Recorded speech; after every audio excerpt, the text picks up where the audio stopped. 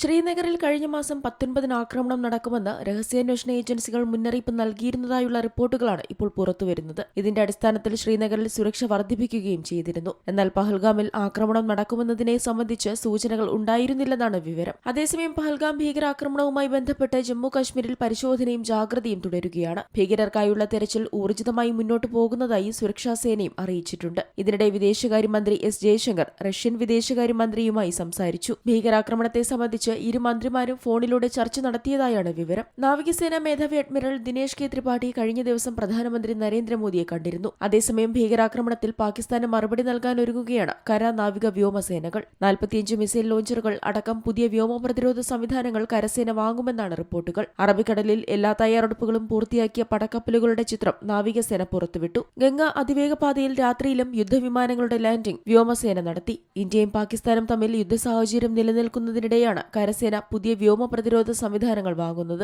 ശത്രുരാജ്യങ്ങളുടെ വിമാനങ്ങൾ, ഹെലികോപ്റ്ററുകൾ, ഡ്രോണുകൾ എന്നിവയെ തകർക്കുന്നതിനായുള്ള ഹ്രസ്വദൂര പ്രതിരോധ സംവിധാനങ്ങളാണ് വാങ്ങുക. 48 ലോഞ്ചറുകൾ, 85 മിസൈലുകൾ ഉൾപ്പെടുന്ന പ്രതിരോധ സംവിധാനങ്ങളാണ് കരസേനയുടെ ഭാഗമാവുക. കൂടാതെ പടക്കോപ്പുകൾ അതിർത്തി പ്രദേശത്തേക്ക് വിന്യസിച്ച് എന്തിനും തയ്യാറാണെന്ന സന്ദേശവും സേന നൽകിക്കഴിഞ്ഞു. പാക് സൈന്യത്തിൽ നിന്നും എന്തെങ്കിലും നീക്കമുണ്ടായാൽ കനത്ത തിരിച്ചടി നൽകാനാണ് നിർദ്ദേശം. യുദ്ധസാഹചര്യത്തിൽ റൺവേക്ക് പകരം എക്സ്പ്രസ് വേ ഉപയോഗിക്കുന്നതിനുള്ള പരിശോധനയും ഗംഗ അതിവേഗ പാതയിൽ വ്യോമസേന പൂർത്തിയാക്കിയിരുന്നു. റഫാൽ, സുഖോയ് 30, MiG-29, ജാഗ്വർ യുദ്ധവിമാനങ്ങൾ പങ്കെടുത്തു. അതേസമയം പാകിസ്ഥാനിലേക്ക് ജലമൊഴുക്ക് ഇന്ത്യ കുറച്ചിരിക്കുകയാണ്. ചെനാബ് നദിയിലെ ബഗ്ലിഹാർ ഡാമിന്റെ ഷട്ടർ താഴ്ത്തിയാണ് ജലമൊഴുക്ക് കുറച്ചത്. ഹ്രസ്വകാലത്തേക്കാണ് നടപടിയെന്ന് സർക്കാർ അറിയിച്ചിട്ടുണ്ട്. ജലം നദിയിലെ കിഷൻഗംഗ ഡാമിലും സമാന നടപടി സ്വീകരിക്കുമെന്നാണ് റിപ്പോർട്ടുകൾ. National desk, C Malayalam news.